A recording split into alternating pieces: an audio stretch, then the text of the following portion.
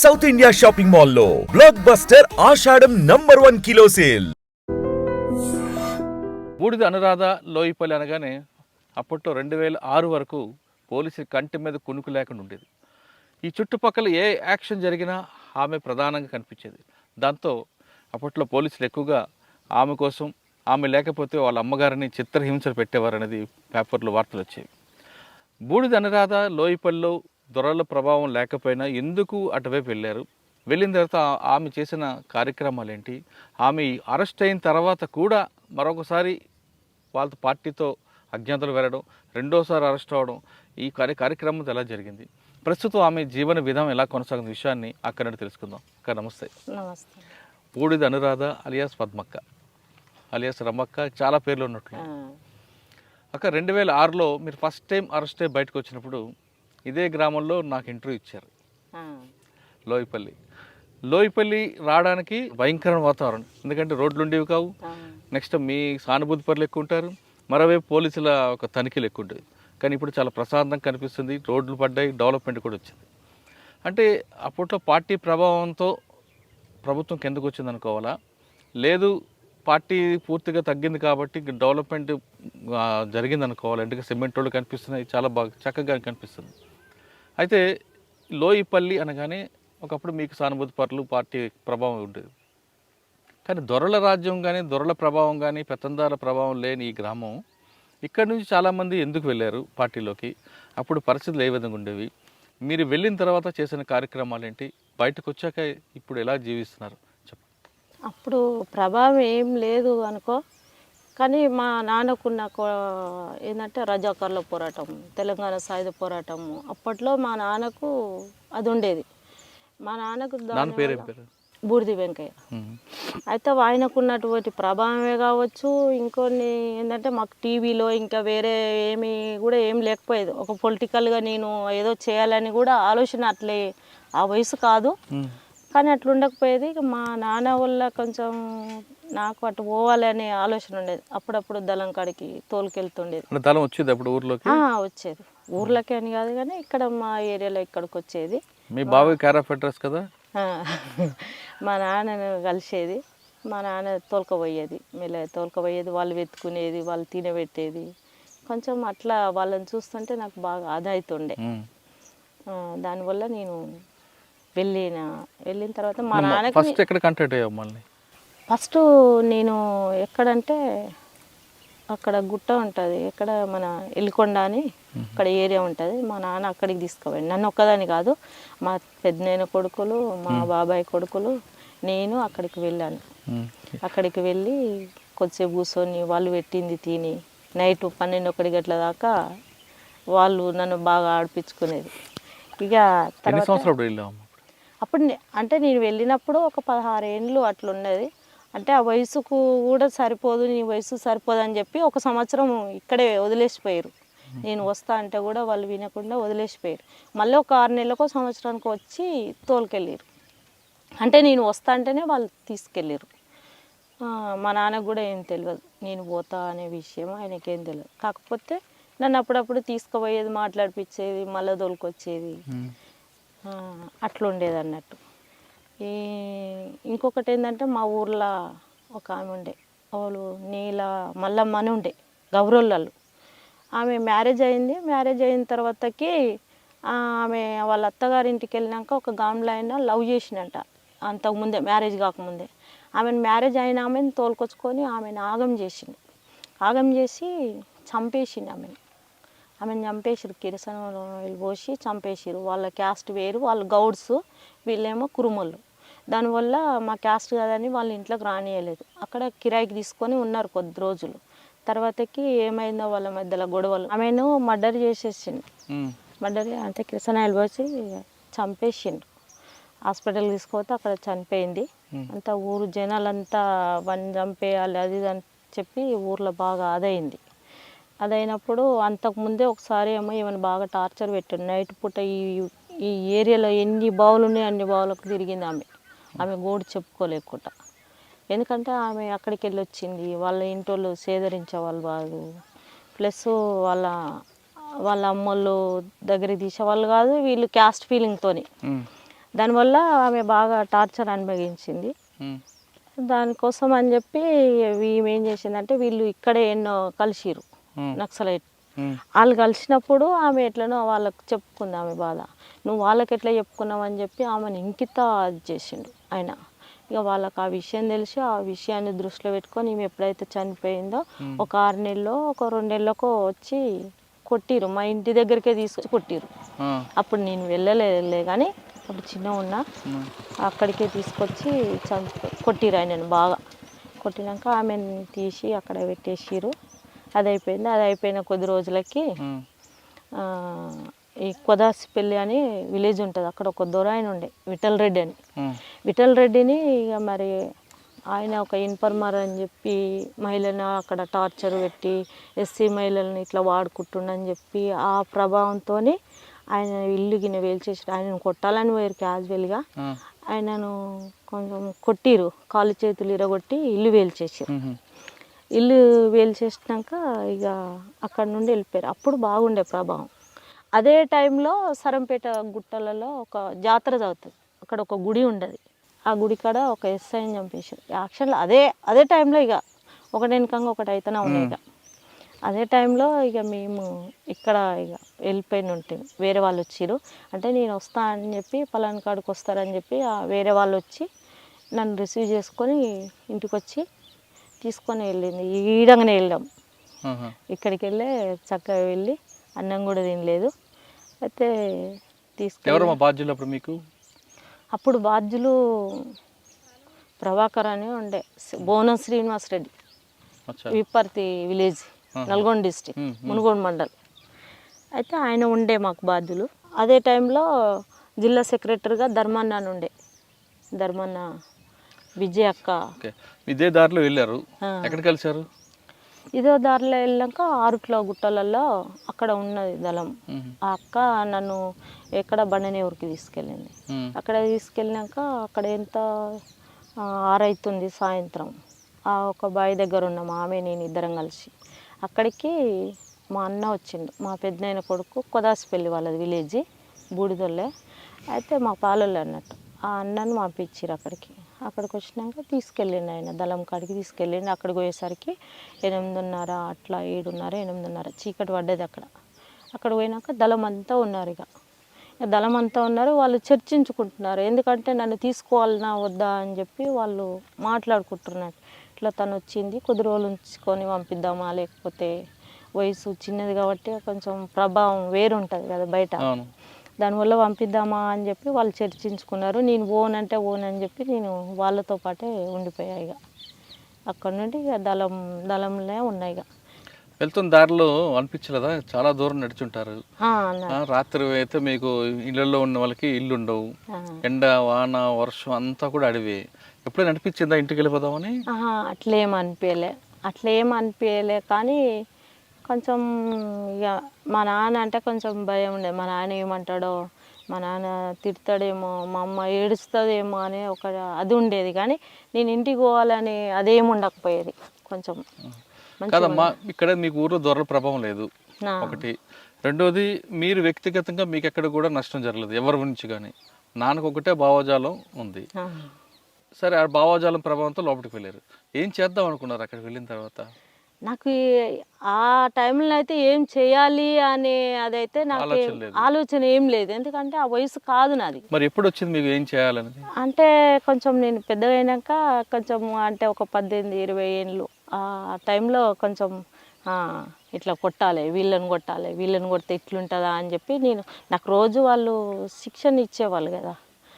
అంటే కొట్టడం ఒకటే కాదు కదా పార్టీకి, ఆ, ప్రజల దగ్గర తీసుకోవాలి, ప్రజల రాజకీయ చైతన్యం నింపాలి, ప్రజల యొక్క బాగోగులు చూడాలి, వాళ్ళ సమస్యలు పరిష్కరించాలి కదా. నాకున్న అప్పట్లో అట్లా అనిపించేది. తర్వాతకి పార్టీ నన్ను కొట్టడానికి ఏమి పరిమితం ఏం చేయలేదు. అయితే నేను ఎక్కువ ఏంటంటే పబ్లిక్నే కలిసేది. వాస్తవానికి ఏంటంటే ఒక లంగా జాకెట్ వేసి గడిపోయి ఒకళ్ళని కలిసి రప్ప అంటే అక్కడికి వెళ్ళేది, గడిపోయి గది తీసుకురప్ప అంటే అక్కడ వెళ్ళేది. అట్లా నేను బాగా వెళ్ళిన. ఎవరికేం తెలియదు, మా ఊర్లో కూడా నేను వెళ్ళా అనే విషయం ఎవరికి తెలియదు. ఒక సంవత్సరం దాకా ఎవరికి తెలియదు. అప్పుడు మా పెద్దనాయన కొడుకు చనిపోయిండు, వీరస్వామి అని పాపయ్య, బుడిది పాపయ్య అని ఉండే. నా ఆయనకి ఎప్పటి నుండో పరిచయాలు ఉన్నాయి కానీ మనకు తెలియదు. అయితే ఆయన ఎన్కౌంటర్లో పసునూరు ఎన్కౌంటర్లో చనిపోయింది ఆయన చనిపోయినప్పుడు అప్పుడు నా పేరు బయటకు వచ్చింది. అప్పటిదాకా ఎవరిని తీసుకొని వెళ్ళిపోయింది వీళ్ళ బిడ్డ అనే విషయము ఈ పబ్లిక్ తెలుసు, అంతేగాని నేను నక్సలైట్లో పోయిన అనే విషయం ఏం తెలియదు. ఆ సంవత్సరం తర్వాత నీ పేరు బయటకు వచ్చింది.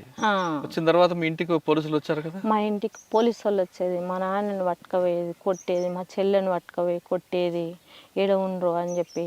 ఒక 2-3 ఏళ్ళ తర్వాతకి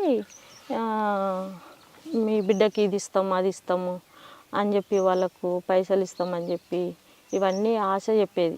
చాలా అంటే మా కుక్కలకే కాదు, నక్సలైట్లో ఎంతమంది పోయారో వాళ్ళ కుటుంబాలను అందరినీ ఒక చర్య తీసుకున్నారు ఆ టైంలో. అంటే వీరందరినీ తీసుకురావాలి, అడవిలోకి వెళ్ళి ఊర్లలో తీసుకొచ్చుకోవాలి వాళ్ళ పిల్లల వాళ్ళ అని చెప్పి ఆ ఎత్తుగడేసారు పోలీసు వాళ్ళు. అట్లా మా నాన్న ఏం భయపడకపోయేది, వెళ్ళి మాట్లాడేది వచ్చేది. మీరేం చేసేవారు అడవుల్లో అప్పుడు? నేను ఆర్గనైజేషన్ చేశాను. ఎక్కడెక్కడ తిరిగారు? ఈ రాచకొండ ఏరియా మొత్తం తిరిగాను. రాచకొండ ఏరియా మొత్తం తిరిగిన తర్వాతకి నాకు అంటే తర్వాతకి నాకు బయట ఏంటంటే పార్టీ ఏం చేస్తుంది అంటే బయట సంఘాలలో పని చేయిస్తుంది. ఫస్ట్ పని చేయించి వాళ్ళ ప్రభావం ఎట్లుంది, వాళ్ళ తెలివితేటలు ఎట్లా, వాళ్ళు యాక్టివ్గా ఉన్నారా, ఏ విధంగా ఉన్నారా, అట్లా డిసైడ్ చేసిన తర్వాత ఓకే అనుకుంటేనే పార్టీ తీసుకుంటుంది. నా పరిస్థితి అది కాదు, నేను డైరెక్ట్గా వెళ్ళిపోయాను. కాబట్టి అక్కడ పోయినాక 1 నెలకో 2 నెలలకు నాకు తుపాకీ ఇచ్చిర్రు. ఓ పార్టీ సభ్యత్రాలు నువ్వు అని చెప్పి ఓ పార్టీ సభ్యత్వం అని చెప్పి మమ్మల్ని ఈ గువ్వల మహేష్ ఇంకా మా టీం అప్పుడు ఒక 50 మంది రిక్రూట్మెంట్ అయ్యారు. అప్పుడు వాళ్ళందరం ఒకటే బ్యాచ్ అన్నట్టు, కాకపోతే నెలలు తేడా, ఒక 6 నెలలు 3 నెలలు. వీళ్ళంతా ఆమె ఎవరు భూలక్ష్మి ప్రకాశం డిస్ట్రిక్ట్, వాళ్ళంతా మాదంతా ఒకటే బ్యాచ్, కాకపోతే వాళ్ళు అక్కడ రిక్రూట్ అయ్యారు. అట్లుండేది అన్నట్టు అక్కడ ఉన్న పరిస్థితులు. అట్లా కొంచెం పార్టీ సభ్యత్వం అని సెల్ నెంబర్ కానీ కొన్ని గ్రామాలను మహిళలను అప్పచెప్పేది. కొన్ని గ్రామాలు ఇచ్చారు, ఆర్గనైజ్ చేశారు కదా. అప్పట్లో మీరు తిరిగిన ప్రాంతాల్లో సమస్యలు ఎక్కువ కనిపించాయి గ్రామాల్లో? ఎక్కువ సమస్యలు అంటే ఈ తాగుడుకు బానిసాయి, భార్యలను కొట్టుడు, భూ పోరాటాలు ఉండే కొన్ని ప్రాంతాలలో దొరలు ఉన్నాయి. ఇప్పుడు నాగారం ఉంది, నాగారం ఏరియాలో భూ పోరాటాలు చాలా ఉండే, అక్కడ దొరల ప్రభావం బాగుండేది జనాలకు. అట్లా కొంచెం కార్మికులు ఉండేది, బీడీ కార్మికులని వేధింపులు, కొంచెం పై స్థాయిలో ఉన్న వాళ్ళని కింది స్థాయి వాళ్ళని వేధించేవాళ్ళు అప్పట్లో. ఇక దానివల్ల కొంచెం మీరు గ్రామంకి వెళ్తారు, వెళ్ళి అక్కడ సమస్యలు తెలుసుకొని పార్టీకి చెప్తారు. పార్టీకి చెప్పిన తర్వాత పార్టీ ఆదేశాల మేరకు ఎలా చేయాలని చూసేవారా? ఫస్ట్ ఏంటంటే అక్కడ ఒక విలేజ్కి వెళ్తాం, అక్కడ సమస్యలు మాకు చెప్తారు. చెప్పినప్పుడు ఒకవేళ మీరు నిర్ణయం తీసుకునేటట్టు ఉంటే అక్కడే నిర్ణయం తీసుకొని పరిష్కారం చేస్తాం. ఒకవేళ తీసుకోలేము, ఇది పెద్ద సమస్య మన వల్ల కాదు అనుకున్నప్పుడు పార్టీకి అయితే ఖచ్చితంగా చెప్పాలి. మనం ఏమైనా చేసినా చెప్పాలి, చేయకపోయినా ఇక్కడ వచ్చి పలాని విలేజ్కి వెళ్ళినాం, ఈ విషయాలు మాట్లాడినాం, వాళ్ళు కూడా ఈ విషయాలు మాట్లాడారని మళ్ళీ పార్టీకి అయితే అప్పచెప్పాలి అక్కడ జరిగిన సంఘటన మొత్తం. దాన్ని బట్టి మళ్ళీ పార్టీ ఏమన్నా ఒక్కరి నిర్ణయం కాదు, అందరు కూర్చొని మళ్ళీ సమీక్షించి మళ్ళీ గీ సమస్యకి పరిష్కారం చేస్తే బాగుంటుంది అని చెప్పి అందరి నిర్ణయంతో మళ్ళీ వెళ్ళి ఆ సమస్యను పరిష్కారం చేసుకునేవాళ్ళు. మీరు అడవిలోకి వెళ్ళారు అంటే మిగతా అడవులు వేరు, రాచకొండ గుట్లు వేరు. మిగతా ప్రాంతాల అడవి అంటే కొంచెం పచ్చని చెట్లు ఉంటాయి, ఒక చెట్టు కింద కూర్చోవచ్చు. ఇప్పుడు మనకు కనిపిస్తున్న గుట్టలన్నీ కూడా మనం అక్కడ వెళ్ళినా బయటికి కనిపిస్తాం, తల దాచుకోవడం కొంచెం ఇబ్బంది ఉంటుంది. అటువంటి ప్రాంతాలు ఎలాగ మీరు పనిచేసేవారు? కొన్ని ఎట్లుంటుందంటే కొన్ని ప్లేస్లలో కొంచెం బావులలో కూడా ఉండడానికి అవకాశం ఉంటుంది. చెట్లు గుబ్బురు ఉన్నప్పుడు కొంచెం గుండ్లు ఉన్నతో కదా ఏదో అక్కడ సెంటర్ పెట్టుకొని అక్కడ జనాలు ఉంటారు, జనాలకు ఒకరికిద్దరికి అక్కడ మేము చెప్తాం ఇక్కడ మనం ఉన్నామని చెప్పి. మనకు నమ్మకమైన మనుషులు ఉంటేనే, అట్లా అనుకున్నప్పుడు మనకు రక్షణ లేనప్పుడు వెళ్ళిపోతాం, అదెంత దూరంగా నడవవలసింది. ఇప్పుడు మీకు కనిపిస్తుంది ఆ గుట్టలు చూడండి, ఆ గుట్టల్లో ఎప్పుడైనా తలదాచుకున్నారా? ఉన్నాం కదా. ఆ గుట్టల్లో కనిపిస్తున్న గుట్టలు ఉన్నాయి కదా, కొంత ప్లెయిన్ ఏరియా పైన. అవును, మొత్తం ప్లెయిన్ ఏరియా. ఆ గుట్ట కింద ఉన్న గ్రామం మీది, ఇక్కడ మీ గ్రామస్తులకు తెలుసు అక్కడ ఉన్నారని. ఆ గుట్టలు ఎలా తలదాచుకుంటారు? అంత కనిపిస్తుంటాం కదా అక్కడ మొత్తం కనిపిస్తున్నాం కదా. ఆ గుండ్లు ఉన్నాయి, ఆ గుండ్ల కిందనే ఉండేది మేము, బయటికి వెళ్ళకుండా. మాకు ఫుడ్ అది ఇది కావాలంటే పొద్దుగానే అరేంజ్ చేసుకునేది, జనాలు తెచ్చేది ఆ గుడ్డు కింద లేకపోతే ఉండేవారు కదా ఆ, గుండె కింద. రాత్రులు? రాత్రులు మాకు ఒక దగ్గర ఉండంగా అన్న మేము ఎక్కడ అంటే అక్కడ వెళ్ళిపోవాలి. ఇలాంటి ఇప్పుడు గుట్టల్లో వెళ్తున్నప్పుడు పోలీసులు ఎప్పుడైనా ఎదురుపడ్డారా పడ్డా ఎప్పుడు? మాకు ఇక్కడికి వెళ్ళి కాకుండా చిత్తపూరు ఏరియాలో అక్కడ వెళ్ళినప్పుడు మేము ఇట్లే మార్నింగ్ ఆ రోజు ఎందుకో మార్నింగ్ అడివే కాబట్టి మార్నింగ్ నడుచుకుంటూ వెళ్తున్నాం. వాళ్ళు వాళ్ళు పోతున్నారు, మేము అక్కడికి వెళ్ళి ఇక్కడ వస్తున్నాం. వస్తున్నప్పుడు ఏం చేసినామంటే వాళ్ళు ఉన్నారు, ఒక 50-60 మంది ఉన్నారు, మేము ఒక 15 మంది అట్లున్నాం. 10-15 మందిమే ఉన్నాం. అది అలాంటప్పుడు ఏంటంటే వాళ్ళు మామూలుగా చూడలేదు, మేము చూసాం. నేను పైలట్, నా వెనుక ఇంకా వేరే వాళ్ళు ఉన్నారు. అయితే వాళ్ళు వస్తున్నారని చెప్పి మాకు మా కమాండర్కి కాషన్ ఇస్తే, మీరు సైలెంట్గా ఉండండి, ఏమనకండి, ఒకవేళ వాళ్ళు ఫైర్ చేసినప్పుడు మనం ఫైర్ చేద్దామని చెప్పి మా కమాండరు ఆదేశాల మేరకు అక్కడ ఆగిపోయాం. వాళ్ళు వెళ్ళిపోయారు, వాళ్ళ దారి మట్టి వాళ్ళు వెళ్ళిపోయారు. ఎస్ఎల్ఆర్లు భుజాల మీద పెట్టుకున్నారు, వెళ్ళిపోతున్నారు. వాళ్ళు ఒక 50 మంది దాకా ఉన్నారు. వాళ్ళు అంటే వాళ్ళు మేమున్నామని రాలేదు, కుమింగ్ కోసం అని వచ్చారు వాళ్ళు. మీరు ఎప్పుడైనా అటువంటి కూంబింగ్లో తారసపడినప్పుడు ఎక్స్చేంజ్ ఆఫ్ ఫైర్లో తప్పించుకున్నారా? ఎప్పుడు? 2005 ఇంద్రప్రియాల ఏరియాలో, మెదక్ డిస్టిక్. అక్కడ కమాండర్గా నేనే ఉన్నాను అప్పుడు. అక్కడ ఏంటంటే నల్లమల్ల ఏరియాలో రామకృష్ణను చుట్టుముట్టిరు అని చెప్పి వాళ్ళకు డ్రెస్సులు అవి ఇవి కొంచెం సమస్యగా ఉంది.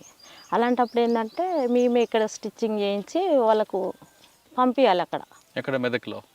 మెదక్లో స్టిచ్చింగ్ చేసి అక్కడ వాళ్ళ ఏరియాకు పంపించాలి. అలా పంపించాలి. ఆ టైంలో ఏమైందంటే మేము పైన ఈ టైంకి వెళ్ళినా ఆ డ్రెస్సులు తీసుకొచ్చినా అక్కడ పెట్టినా, అక్కడ ఇంకా దళ సభ్యులు ఉంటారు కానీ వాళ్ళని పంపించలేం కదా, వాళ్ళు ఏ టైంలో ఎట్లుంటారో తెలియదు కాబట్టి నేనే వెళ్ళి తీసుకొచ్చిన.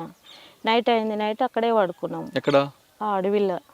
అక్కడ అది కిష్టాపురం అని ఒక విలేజ్ ఉంటుంది. ఏ police station? Kukunoorpally police station? కాదు, తూప్రాన్ పోలీస్ స్టేషన్. అక్కడ ఉన్నాం. అక్కడ మేము ఉండబట్టి ఒక 1 వీక్ అవుతున్నదిలే. అక్కడక్కడ ఏరియాలోనే విలేజ్లలో మామూలుగా తిరుగుతున్నాము. ఆ టైంలో ఏమైందంటే ఎర్లీ మార్నింగే వాళ్ళు వచ్చేసారు పోలీసు వాళ్ళు. వాళ్ళకు ఎట్లా తెలిసిందో ఏమో ఆ విషయం మాకు తెలియదు. 2005 అది జనవరి అనుకుంటా, జనవరి 5 ఏమో. ఆ రోజు ఇక గిట్లే ఆకులు మొత్తం రాలిపోయినాయి. వాళ్ళు వచ్చిర్రు, మేము అన్ని సామాన్లు అన్నీ ఉంటే కొంచెం మోసేటివి మోయని ఉంటే వేరు వేరు చేసిన. అప్పటిదాకా సెంట్రీ నేనే ఉన్నా 4 గంటలకు. వేరే ఒక అబ్బాయి ఉండే దళసభ్యుడు, ఆయనని పెట్టిన చూసుకో అని చెప్పి వెళ్ళి అవన్నీ చదురుకుంటున్నాము. మేమే వంట చేసుకునేది. ఆ గిన్నెలు అవన్నీ చదురుకుంటున్న క్రమంలో ఒక అబ్బాయి గిన్నెలు తోముతున్నాడు, నేను నీళ్ళు పోస్తున్నా. ఆయన ఆల్రెడీ వచ్చేసిండు, మాకు అన్నంతా వచ్చేసిండు. ఇదంతా గ్రౌండ్ ఉన్నారు, అక్కడ ఒక చెట్టు ఉంది, ఆ చెట్టు కింద వచ్చి కూర్చున్నాడు అన్నట్టు ఆయన. అరే సంతోష్ ఎవరో వచ్చినట్టుంది చూడు అక్కడ అని అంటే, లేదు కామ్రేడ్ షికారు వాళ్ళు అని చెప్తున్నాడు. ఏ షికారు వాళ్ళు కాదు, మంచిగా చూడు అని. ఆయనకు నాకెంత బండి అంత ఉన్నాం మేమిద్దరము. దళం మొత్తం ఇక్కడ ఉంది, సెంట్రీ అక్కడ ఉంది, యాప్ చెట్టు అంత ఉంటుంది. ఆ సెంట్రీ కూడా చూడలే ఆయన. వెళ్ళిపోతున్నాం కాబట్టి ఆయన కూడా ఏంటంటే వెళ్ళిపోతున్నాం బ్యాగ్ వేసుకుని వాళ్ళని చెప్పి లోపలికి వచ్చేసిండు ఆయన. వాళ్ళు ఎప్పుడో వచ్చి చుట్టుముట్టేసిరు. ఎవరో సుధంపా అని చెప్పి నేను ఆ మధు అనే అబ్బాయి ఇద్దరం ఆ బ్యాగులు ఆడేసినాం. చలో ఆయన తుపాకీ తీసుకొని వెళ్ళిపోయేసరికి వాడు ఫైరింగ్ చేస్తూనే ఉన్నాడు. అంతలోనే ఇక మొత్తం చుట్టుముట్టేసిండు. అసలు మనం ఇక్కడికి వెళ్ళి ఫైరింగ్ చేస్తే వాడు మనల్ని తప్పించుకునే లేదు, ఇంకిత నష్టం అవుతామని చెప్పి మేము జంప్ చేసినాం. ఉరికేసరికి వాడు బాగా ఫైరింగ్ చేసిండు. అక్కడ ఏంటంటే అక్కడ పడిపోయా నేను ఒక బండ మీద. నా మీదకి వెళ్ళి ఒక 4-5 పడ్డారు. నా మీదకి వెళ్ళి నన్ను దుంకి వెళ్ళిపోయారు. నేనేం కింద పడిపోయినా. ఆ చంద్రబాబు గుంటలని తీసిరు, ఇంత గుంటలు అని చెప్పి అప్పుడు అందులో పడిపోయినా. నేను అందులో పడిపోయినా, బ్లడ్ కారుతూనే ఉంది. ఇక అక్కడికి వెళ్ళి అయితే తప్పించుకొని బయట పడ్డాక గుంతలు పడ్డం చూడలేదు, చూసిరు మా వాళ్ళు తప్పించుకోవడానికి. అక్కడ మా పోలీసు వాళ్ళు చూడలే. వాడు ఫైరింగ్ చేస్తూనే ఉండు. మాకు బాగా ఫైరింగ్ జరుగుతుంది, చుట్టూ జరుగుతుంది. ఇక్కడ గుండ్లు ఉన్నాయి, ఆ గుండ్ల మీదకి వెళ్ళి వాడు కొడుతున్నాడు. మేము కింద అయిపోయినా, వాళ్ళు హైటోళ్ళు ఉన్నారు. దానివల్ల ఇక మేము తప్పించుకొని నేను రాలేను అని చెప్పి వీడికెళ్ళి అంత దూరం మురికా, బ్లడ్ కారుతున్నది.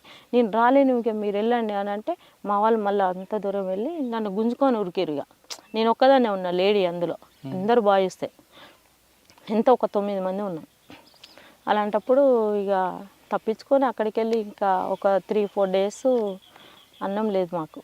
ఇక వాటరే ఆడ ఈడ తెచ్చుకొని సాటుకు అట్లా అట్లా తాగి ఎన్నో దగ్గర షెల్టర్ తీసుకొని అట్లా అట్లా ఉన్నాం. అది అయినా ఒక 3-4 డేస్కే ఇంకా ఒకళ్ళనికంగా ఒకళ్ళు వెళ్ళిపోతూనే ఉన్నారు ఇక వీళ్ళు భయపడి. మీ వల్ల దళ సభ్యులు వాళ్ళు ఎక్కువ రోజులు కాలేదు, వాళ్ళు వచ్చి కూడా తక్కువ టైంలో 1 సంవత్సరం 6 నెలలు అట్లా వెళ్ళిపోతున్నారు. అసలు వీళ్ళు వెళ్ళిపోతున్నారు ఏంది అసలు. ఇక వీళ్ళు వెళ్ళిపోయారంటే మాకున్న షెల్టరు మళ్ళీ వచ్చి పోలీసు వాళ్ళు అది చేస్తారు, ఏంటి పరిస్థితి అని చెప్పి ఇక వాళ్ళు ఉన్నోళ్ళమే ఉన్నా సరే అని ఇక ఇప్పుడు నువ్వు వెళ్ళిపోయినావు అనుకో మళ్ళీ పోయి పోలీసు వాళ్ళకి చెప్తే మాకు ఇబ్బందే కదా. ఇక్కడికెళ్ళి మళ్ళీ ఎక్కడో వెతుక్కోవాలి, నైట్ వెతుక్కోవాలి, మళ్ళీ తీసుకుపోయి అక్కడ ఉండాలి. ఇక ఇలా చాలా ఇబ్బంది ఉండేది. ఇక కాదమ్మా, రాచకొండ నుంచి మెదక్ ఎందుకు వెళ్ళావు? మెదకులో ఇప్పుడు ధర్మన్న అనే కామ్రేడ్ ఇక్కడ చనిపోయాడు, అమరుడు అయ్యిండు. అందులో అక్కడికి పోయే వాళ్ళు ఒక 6 మంది చనిపోయారు ఆ ఎన్కౌంటర్లో. అక్కడ మెదక్కి వెళ్ళిపోయేవాళ్ళు. అదే టైంలో తెల్లారైతే వాళ్ళు వెళ్ళిపోవాలి. అదే టైంలో ఎర్లీ మార్నింగ్ ఇక్కడ ఎన్కౌంటర్ జరిగింది. ఆ ప్లేస్లో నన్ను పంపించారు పార్టీ. మీరు ఇంకెవరు? నేనైతే ఒక్కదాన్ని ఇక్కడికి వెళ్ళింది. అప్పుడు తీర్మానం చేసింది ఒక 6 మెంబర్స్ని తీర్మానం. రాచకొండ నుంచి ఎలా వెళ్ళారు అక్కడికి? రాచకొండ నుండి ఇక్కడికి వెళ్ళి నడుచుకుంటూనే వెళ్ళాం. మెదక్ నడుచుకుంటూనే వెళ్ళేది. ఎన్ని రోజులు పట్టింది? పడుతుంది ఒక 8 రోజులు 9 రోజులు అట్లా పడుతుంది. నడుచుకుంటూనే వెళ్ళేది. ఇక నడిచినామంటే ఈ పొద్దున నుండి ఇక సివిల్లో నడిచేది. కొన్నిసార్లు డ్రెస్ మీద తక్కువ పోయేది, కానీ చాలామంది ఉండే డ్రెస్ మీద వెళ్ళాము. ఒక 2-3 ఉంటే సివిల్లోనే వెళ్ళేది. ఇట్లనే మామూలుగా వెళ్ళిపోయేది, నడుచుకుంటూనే వెళ్ళేది. కొండల నుండి వెళ్ళేది. ఇక మామూలుగా విలేజ్లు ఇట్లా కలిసినప్పుడు ఇట్లా మామూలుగా జనాలతో మాట్లాడుకుంటూ కూడా వెళ్ళేవాళ్ళం. అట్లా మెదక్లో అక్కడ తప్పించుకున్న తర్వాత మీరు ఎక్కడికి వచ్చారు? అక్కడ తప్పించుకున్న తర్వాతకి మేము ఇంకా వేరే మా కార్యక్రమంలో ఉండే కొన్ని యాక్షన్ ఉండే నర్సాపూర్ ఏరియాలో, అక్కడ యాక్షన్ చేసినాం. నర్సాపూర్లో ఎక్కడ? గుమ్మడిదలనా? గుమ్మడిదల, కానీ నర్సాపూర్ దళ అది. అంతకుముందు గుమ్మడిదల ఉండే, మెదక్ నెత్తేక ముందు గుమ్మడిదల అని ఉండే. గుమ్మడిదల ఎక్కడ ఉండే ఇంద్రప్రియాలకు దగ్గరలో ఉండే. అది మేము నర్సాపూర్ ఏరియాలో వేరే దళం ఏర్పాటు చేసినాం 1+2. అప్పుడు ఇక్కడ నల్లమల్లని చుట్టుముడుతురు అనే ఉద్దేశంతో అక్కడ ఒక కార్యక్రమం తీసుకొని మేము ఒక 2-3 ఇన్ఫార్మర్లను వేసేసినాం అక్కడ వేసేసినాక ఆ తర్వాతకి కొద్ది రోజులకు మా జిల్లా సెక్రటరీ ఉండే వరంగల్ డిస్టిక్. ఆ వరంగల్ డిస్టిక్ జిల్లా సెక్రటరీకి ఆయనకి ఏమైందో ఏమో, మేము వెపన్స్ అన్నీ ఒకడ పెట్టినాము. అక్కడ పెట్టిన తర్వాత ఆయనకి ఏమైందేమో, నేను వస్తా కానీ మీరు వెళ్ళండి అని చెప్పి ఆయన ఒక 9 పిస్టోలు ఉంచుకున్నాడు. మరి వస్తాడు కదా, మళ్ళీ ఆయన పై స్థాయి కాబట్టి మనం అడిగితే కొంచెం మనం రహస్యంగా జీవితం ఆయనను మనం అన్నీ అడగలేం కదా. నేను వస్తా కానీ మీరు వెళ్ళండి అని చెప్పి ఆయన మాకు ఏపీటీ ప్లేస్ చెప్పిండు. అక్కడికి వెళ్ళి ఆయన ఎక్కడ వెళ్ళిండో మాకు తెలియదు. అసలు మేము నల్లమల్లకి వచ్చేదాకా మాకు తెలియదు. కదమ్మా, అప్పట్లో గోపీచంద గ్రానైట్స్ మీద వాటి మీద అటాకులు జరిగి ఎవరు చేశారు? ఎక్కడ? OP Krishna granites. ఆ విషయం తెలియదు నాకు. మెదక్లో 2-3 సంఘాలు పెద్దవి జరిగాయి కదా. మేము పోయినప్పుడు అయితే ఏం జరగలేదు. అంతకుముందు జరిగినాయేమో కానీ. అంటే మీరు ఓన్లీ ఇన్ఫర్మేషన్ తప్ప వేరే యాక్షన్ చేయలేదు? వేరే యాక్షన్స్ చేయలేదు. మరి ఇప్పుడు అరెస్ట్ అయ్యారు? 2006లోనే. ఎక్కడ? శ్రీశైలంలో. ఎలా, ఎందుకు అట్టెందుకు వెళ్ళారు మళ్ళీ మీరు? శ్రీశైలంలో మేము అంటే నన్ను ఏం చేశారంటే ఏఓబి అని కాదు, నన్ను బయటకు పంపాలా, ఇక్కడ మెదక్ నెత్తేసారు. ఎందుకంటే అక్కడ జిల్లా సెక్రటరీ పోయిండు. దుబాక్ శంకర్ ఉన్నప్పుడు లేను నేను, ఉండే ఆయన దుబాక్ శంకర్, కానీ నేను అప్పుడు లేను. ఆయన వెళ్ళిపోయినాక చాలా కాలానికి వచ్చిన కదా. ఆయన అక్కడ నల్లమల్లకి వెళ్ళినాము. నల్లమల్లకి వెళ్ళిపోయినాక అక్కడ మన్ననూరు అక్కడ అటాక్ ఉంది. అందులో లేము. కానీ ఆ మన్నూరు అటాక్ కాకముందు పూడి దండరాజుకి కాలుకి దెబ్బ తగులుతుంది ఎందుకు? ఏమో అది వాళ్ళంతా అదే ఊహించుకుంటారులే. కానీ ఏం జరిగింది అప్పుడు? ఏం జరగలేదు. నాకు చిన్న ఆపరేషన్ అయింది కాలుకి. నేను వేరే దగ్గర ఆపరేషన్ చేయించుకున్నా. చేయించుకుంటే దానివల్ల ఏంటంటే డాక్టర్ ఎక్కువ నడవద్దని చెప్పారు. నన్ను ఒక రెస్ట్లో ఉండమన్నారు. పోలీసులు కాల్పుల్లోనే గాయపడ్డదని వచ్చింది వార్త. లేదు, అంతా వాళ్ళ ప్రచారం, కానీ అట్లేం లేదు. చిన్న ఆపరేషన్ అయిన ఉండే. ఆపరేషన్ చేయించుకొని ఇక నేను ఎక్కువ నడవద్దు, బరువులు మోయొద్దు అని చెప్పి డాక్టర్ చెప్పాడు. అదే టైంలో మాకు అక్కడ ఏంటంటే అక్కడ మేము ఉన్న పరిస్థితిలో నేను ఒక రహస్యంగా ఉన్నా కాబట్టి ఆ ప్లేస్ మాకు అనుకూలంగా లేదు. ఇట్లా ఉంది పరిస్థితి అని చెప్పినప్పుడు వాళ్ళు ఏం చేసిరంటే చలో అడవికి రండి అని చెప్పి లెటర్ రాసిరు. వాళ్ళు ఈ మాధవ్, ఆర్కే రామకృష్ణ వాళ్ళు అంటే నాతో పాటు వేరే కామ్రేడ్ ఉండే. ఆయన వల్ల ఆయన అనుభవంలో ఉండేది. ఆయనకు లెటర్ రాస్తే మేము ఇద్దరం వచ్చినాం ఇక్కడ.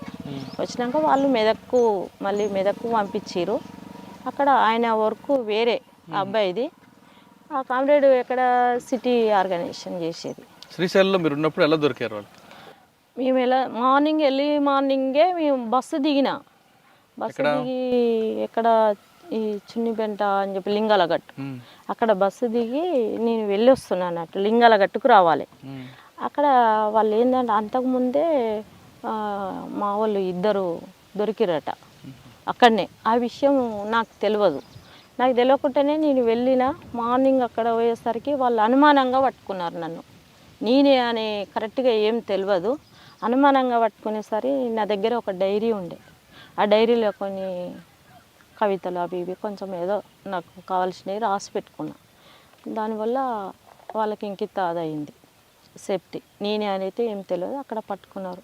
అక్కడ పట్టుకొని తీసుకుపోయి అక్కడెక్కడే ఇక బాగా టార్చర్ పెట్టారు. అంటే ఎక్కడ ఉండేదో చెప్పు, మీ వాళ్ళు ఎక్కడున్నారో, నీకు ఇంత అమౌంట్ ఇస్తాము, నువ్వు సరెండర్గా లేకపోతే చంపేస్తాము, మీ అమ్మ వాళ్ళని ఎత్తుకుపోయి చంపుతాము, మీ చెల్లెని కొడతాము, ఇవన్నీ బాగా టార్చర్ పెట్టారు. ఏం చేసుకున్నా నా దగ్గర ఏం లేదు. చంపుండ్రి నన్ను మా వాళ్ళ దగ్గరికి. నేను కదా తుపాకీ పట్టింది. ఇట్లే మాట్లాడేది. బాగా అనేది నీ పొగరు ఇంకా తగ్గలేదా అనేది. ఇక బాగానే ఒక 10 days 20 days అట్లా బాగా టార్చర్ పెట్టారు వాళ్ళు. హైదరాబాద్లో తీసుకుపోయేది. అది ఎక్కడో నాకు తెలియదు.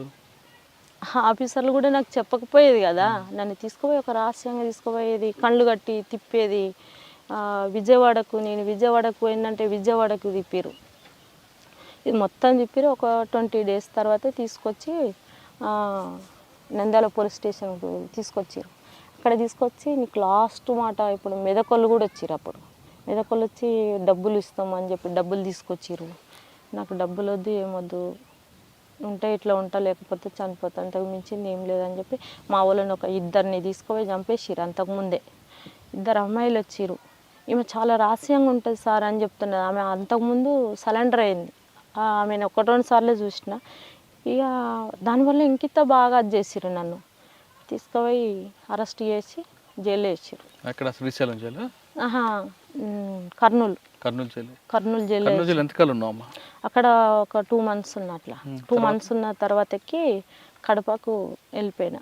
మా అమ్మ మా చెల్లి కడప జైలుకి వెళ్ళిపోయినా. అక్కడ వెళ్ళిపోయిన ఒక 6 months అక్కడ ఉన్నా. అక్కడ ఉన్నాక సాగర్ ఉన్నాడు కదా, మా లక్ష్మి వాళ్ళు కలిసేది అన్నట్టు. ఇక నేను వచ్చిందని చెప్పి ఇక మేము అప్పుడప్పుడు మాట్లాడుకునే వాళ్ళం జైల్లో. సాటర్డే ఉంటుంది అక్కడ ఏదో మన రిలేషన్ అని అట్లా మాట్లాడుకునే వాళ్ళం. మాకు అట్లా అవకాశం ఇచ్చేది, లేకపోతే లెటర్లో అట్లా ఉండేది. అక్కడ ఒక 6 months తర్వాతకి మా అమ్మ బెయిల్ తీసుకొని వచ్చింది అన్నట్టు. నేను కర్నూలు ఉన్నప్పుడే మా అమ్మను కిష్టే గౌడ ఏమో తోలుకొని వచ్చిరనే విషయము నాకు వార్త తెలిసింది. అమ్మ నువ్వు అట్లయితే వద్దు, ఎన్ని రోజులైనా ఇక్కడే ఉంటా, నువ్వు వాళ్ళని తీసుకొచ్చో వీళ్ళని తీసుకొచ్చో ఏం టెన్షన్ పడవలసిన పని లేదు, ఉంటానులే, ఎక్కడ పోను, పార్టీ వస్తుందో లేకపోతే నేనన్నా ఉంటా అని అన్న. మా అమ్మ ఊరుకోకుండా ఏం చేసిందంటే 2-3 సిరూటీలో పెట్టి కడపకు బెయిల్ తీసుకొని వచ్చింది. బెయిల్ వచ్చిన తర్వాత మీరు లోయపల్లి వచ్చారు అంతే కదా? ఎక్కడ లోయపల్లికి తీసుకురాలే నన్ను డైరెక్ట్గా. అక్కడ ఉప్పల్ పోలీస్ స్టేషన్ ఉంది కదా, అక్కడ క్వార్టర్స్ ఉంటాయి, అక్కడ తీసుకెళ్లారు బెయిల్ వచ్చినాక. అసలు నన్ను ఇక్కడ ఎందుకు తొలకొచ్చిరని నేను కిష్టే గౌడు మాట్లాడుతున్నాడు. సార్ నన్ను ఇక్కడ ఎందుకు తీసుకొచ్చిరు అసలు అంటే, లేదు బేటా నీతో మాట్లాడాలని క్యాజువల్గా ఇక్కడ రామన్నా చూద్దాం ఎట్లున్నావు అని. నల్లగా ఉంటాడు, పొట్టిగా ఉంటాడు. చూద్దామని అంటే జైలు కాడికి వచ్చేది ఉండ్రి, మరి ఇక్కడ తీసుకొచ్చి నన్ను రహస్యంగా ఏదో మళ్ళీ తీసుకొచ్చి ఇక్కడ ఏం చేద్దాం అనుకున్నారు అది అని కొంచెం ర్యాష్గానే మాట్లాడేది. మాట్లాడిన తర్వాత టెన్షన్ ఏం పడకు బిడ్డ తోలిస్తుంది ఇప్పుడు అని చెప్పి ఇక ఆయన మాట్లాడిండు. ఇంకోలో డిఎస్పి వాళ్ళు వీళ్ళు వచ్చారు, చాలాసేపు మాట్లాడారు. నీకు పైసలు ఇస్తాము, ల్యాండ్ ఇస్తాము, అది ఇది అని అంటే నాకు ల్యాండ్ ఏమొద్దు, మాకు చాలా ఉంది, ఏమొద్దు అది ఇది అని చెప్పి వెళ్ళొచ్చినాం. దాని టైంలో ఒక వారం రోజులు ఏమున్నానో లేదో వచ్చి ఇక్కడే మాకు పశువులు ఉండే అప్పుడు బాగా, ఇక్కడే బావి దగ్గర పొద్దున్నే ఎర్లీ మార్నింగ్ వచ్చి ఉన్నా. పోలీసు వాళ్ళు వచ్చి చుట్టుముట్టేసారు. ఆ గుట్ట కింద ఒక బండ ఉంటుంది, అక్కడే కట్టేసేది వర్షాకాలం, అక్కడే మా ఎడ్లను ఇట్లా కట్టేసేది. ఎడ్ల కాడి దగ్గర కానీ పోయినా చూసినా అట్లనే నేను బండ మీద ఇట్లా ఒరిగిన అన్నట్టు. వచ్చిరు ఎప్పుడో చుట్టుముట్టి అనురాధ నువ్వేనా అన్న. నేను ఎవరు మీరు అన్న. నేను పోలీసు వాళ్ళమ్మా. పోలీసు వాళ్ళు అయితే చెప్పండి ఏం కావాలి అన్నట్టే. నేను సార్ రామంటున్నామ్మా, ఎస్పీ రామంటున్నాడు అంటే, ఎందుకు నాతో నేను పని, ఇన్ని రోజులు నేను జైల్లో ఉండొచ్చినా, మళ్ళీ నన్ను ఏదో టార్చర్ పెట్టడానికి ఎందుకు వచ్చిరు అది ఇది అనుకుంటా వచ్చినాం. మా ఊరికి కావాలని తీసుకొచ్చారు. ఒక ఆయన ఉంటాడు. ఎవరు ఎస్పీ అప్పుడు? ఎస్పీ రమ్మంటుండే అని చెప్పారు. అక్కడ సుధాకర్ రెడ్డి ఎవరో ఉండే, సుధాకర్ రావో ఏదో ఉండే, నల్గొండ డిస్టిక్. వాళ్ళు రమ్మంటున్నారు అని చెప్పి వచ్చిర్రు వాళ్ళు. అయితే ఇక సరే అని చెప్పి నేను వచ్చిన. మాట్లాడి పంపిస్తారమ్మా, ఏం లేదు అని అన్నారు. అంటే సరే అని వచ్చిన. తీసుకుపోయారు నల్గొండ జైలు వేసారు. చౌటుపల్లి పోలీస్ స్టేషన్కి తీసుకుపోయి నీ కేసులు ఉన్నాయి అని చెప్పి అక్కడ జైలు వేసారు. అక్కడ ఉన్నా నేను కొంతకాలం. ఇక తర్వాతకి మళ్ళీ జైలు వేసారు వాళ్ళు నన్ను. జైల్లో ఎలా గడిచింది మన జీవితం? కడప జైల్లో నాకు మంచిగానే ఉండేది. మాకు స్పెషల్గానే ఉండేది అంతలో. అంటే ఒక ప్రజా సేవ చేసిరు కాబట్టి పోలీసులకి ఇట్లా మమ్మల్ని ఏమి అట్లా ఇట్లా ఏం అనకపోయేది. చౌటుపల్లి పోలీస్ స్టేషన్ నుండి నల్గొండ జైలుకి తీసుకెళ్ళారు. జైలు వేసిరు. ఇక కేసులు పెట్టిరు అక్కడ కేసులు పెట్టి అందులోనే ఉన్నా నేను. ఒక సంవత్సరం దాకున్నా. నల్గొండ జైలుకి వెళ్ళావు. జైల్లో ఉన్నప్పుడు నయం మనుషులు వచ్చాడు. జగన్ అని ఒక అబ్బాయి వచ్చిండు జైలు కంటే మాకు సామాన్ తీసుకొని వచ్చిండు ఆయన. ఆయన ఎవరో నాకు తెలియదు. ఇంకొక అక్క అరుణ్ అక్క అని ఉండే, ఎవరు నల్గొండ జిల్లా సెక్రటరీ రవి అని అమరుడు అయ్యిండు. వాళ్ళ భార్య ఉండే. ఆమె నేను పోయేసరికి ఆమె ఉన్నది. ఆమె నేను ఉన్నాక ఏం చేసిందంటే ములకత్తు పెట్టిరు మాకు. ములకత్తు పెట్టిన తర్వాత నేను వెళ్ళి మాట్లాడరపో అని చెప్పి నన్ను పంపించింది ఆమె కూడా. అయితే నువ్వు వెళ్ళవా అంటే, నేను కోర్టుకు పోయే పని ఉంది, నువ్వు వెళ్ళి మాట్లాడరా, మనోళ్ళు అయితేనేమో ఏమైనా తెస్తే తీసుకో, లేకపోతే అవసరం లేదని చెప్పి వెళ్ళిపోయింది ఆమె. అయితే నేను వెళ్ళాను. అక్కడ వెళ్ళిన తర్వాత అరుణక్క అంటే మీరేనా అక్క అని అన్నాడు. అవునన్నా మేమే అన్న. అన్న సాంబశివుడు పంపించిండు అక్క, ఓ సామాన్ అంతా పంపించిండు, మీకు సామాన్ లేవట కదా అని అన్నాడు. సామాన్ లేవని ఎవరికి చెప్పలేదే మేము అనేమో నేను. లేదక్క సాంబశివుడు జైల్లో ఉన్న సమస్యలు వాళ్ళకి తెలుసు కదా, పార్టీ వాళ్ళకు పంపించిండు అని చెప్పి చాలా మూట ఒక చెద్దర్లా కట్టుకొని వచ్చిండు. కవర్ లేదేం లేదు, ఇంత పెద్ద చెద్దర్లా వరిచి ఆ చెద్దర్లో ఆడ పెట్టిరు అన్నట్టు. అందులో కొబ్బరి నూనె, బట్టలు, చెప్పులు, ఇక మా లేడీస్కి సంబంధించిన బ్రెడ్, బిస్కెట్ ప్యాకెట్స్ ఇవన్నీ ఉన్నాయి అన్నట్టు అందులో. అయితే మేము ఇవన్నీ ఎవరికి రాసియలేదు, మేము తేమని చెప్పలేదు. మా రిలేషన్ వచ్చినా మేము ఎవరికి ఏం చెప్పలేదు. నువ్వు ఎవరో మాకు తెలియదు అన్నా అని నేను అన్నా. లేదక్క పార్టీ పంపించింది, మీకు కావాల్సి ఉంటే ఓ లెటర్ చూడండి అంటున్నాడు. లెటరు చూసినా ఏది చూసినా మాకు వద్దని చెప్పి పొద్దు నుండి సాయంత్రం దాకా ఉంచినాం ఆయన. అక్కడ సూపరింటెండెంట్ వచ్చింది. సూపరింటెండెంట్ పేరు ఏదో ఉండే.